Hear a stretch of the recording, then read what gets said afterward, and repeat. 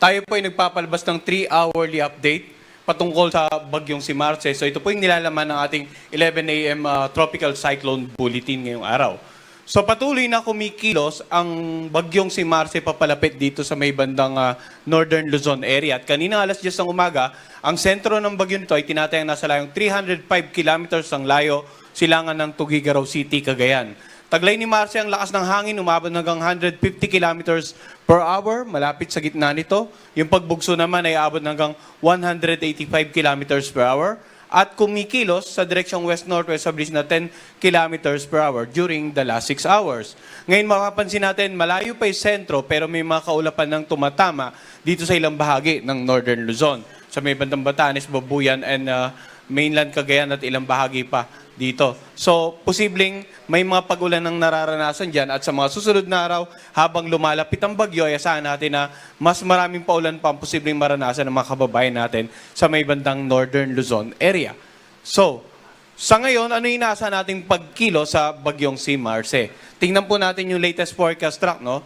Ito po yung lokasyon niya kaninang alas 8, tinatay ang lokasyon ng bagyong Marce kanina alas 8 ng umaga. At mapapansin natin, bukas ng alas 8 ng umaga, ay halos napakalapit na niya dito sa northeastern part ng Cagayan area. Ngayon, kung titingnan natin yung center track, bukas ng gabi, nandito siya sa Luzon Strait, sa mga karagatan sa pagitan nga ng mainland Northern Luzon at saka itong Babuyan Group. At sa darating naman na Biyernes ng umaga, ay makikita natin na andito na siya malapit sa ating area of responsibility, northwestern boundary. At posibleng nga sa darating na Biyernes ng hapon ay tuloy na itong lumabas ng ating area of responsibility. All throughout the course, makikita natin ang intensity nito ay nasa typhoon category. Kaya nga po, meron tayong mga nakataas na warning signal. Babanggitin natin mamaya, no?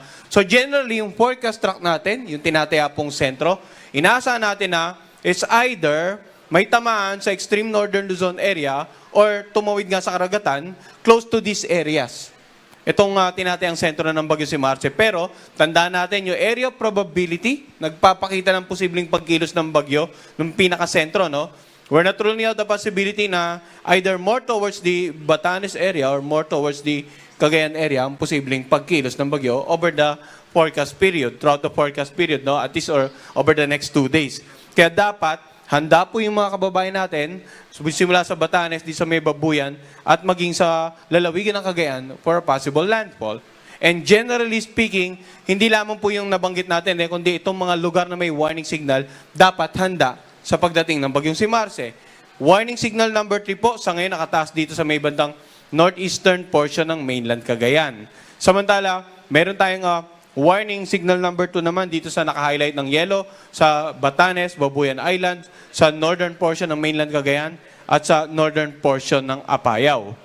Meron naman tayong warning signal number 1 sa areas na naka-highlight ng light blue sa lalawigan ng Ilocos Norte at Ilocos Sur, sa natitirang bahagi ng Apayao, sa Abra, sa Kalinga, sa Mountain Province, sa Ifugao, sa northern portion ng Benguet, sa natitirang bahagi ng mainland Cagayan.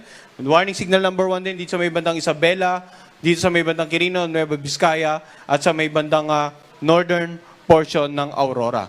So, unang-una, yung mga lugar na may warning signals number 3 and 2, makakaranas ng masungit na panahon. Pag sinabi nating masungit na panahon, mga malalakas na pag-ulan na pwedeng magpaba sa mga low-lying areas, pwedeng magpataas ng mga level ng tubig sa ilog, na maging sanhi naman ang pagbaba sa mga komunidad na nasa gilid ng ilog, at pag-uho ng lupa sa mga lugar na malapit sa paanan ng bundok. Lalong-lalo kung ilang araw na pong nag-uulan, may posibilidad na lumambot na po yung mga bahaging kalupaan na magiging sanhi ng landslide. Ngayon, in terms of lakas muna ng hangin, no? Ano ang magiging epekto ng bagyong si Marce? Ngayong araw, posibleng may mga malakas na hangin, strong to gale force na paminsan-minsan pagbugso sa nakararaming bahagi ng Cagayan Valley at ng Cordillera Administrative Region, ganoon din sa lalawigan ng Ilocos Norte, Ilocos Sur at sa Pangasinan.